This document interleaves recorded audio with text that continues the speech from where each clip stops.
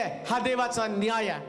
देव राष्ट्रांना हलवण्याचं काम करत असताना तुफानाच्या रूपानं गर्जना करत लोकांना जाग करण्याचं तो काम करत आहे. तुमच्याही जीवनामध्ये हे तुफान येण्याच्या अगोदर जो विध्वंस होणार आहे, त्या विध्वंसाच्या अगोदर आम्ही स्वतःला सावरूया, आम्ही त्याच्या समोर उपडे पडूया. आम्ही त्याला म्हणू, प्रभू तू उभा राहिला तर आम्ही तुझ्या समोर टिकाव धरू शकणार नाही. ना तुमचं ज्ञान तुम्हाला वाचवणार, ना तुमची ताकद तुम्हाला वाचवणार, ना तुमचं शिक्षण तुम्हाला वाचवणार, ना तुमची क्षमता तुम्हाला वाचवणार. कारण या तुफानामध्ये विध्वंस करण्याची ताकद आहे. देवाचे प्रिय लोक, हे घोंगवणार, जगावरती घोंगवणार तुफान तेव्हा तुमच्या घरावरती येऊन थडकू नये, ते तुमच्या व्यापारावरती येऊन थडकू नये, त्याने तुमच्या नोकरीवरती गदा आणू नये, त्यानं तुमच्या शरीरावरती हल्ला करू नये. याच्यासाठी तुम्हाला प्रभूला शरण जाणं गरजेचं आहे. या तुफानामध्ये इतका विध्वंस करण्याची ताकद आहे की शास्त्र सांगतं पर्वत सुद्धा त्याच्या समोर म्लान होतात, माना टाकतात.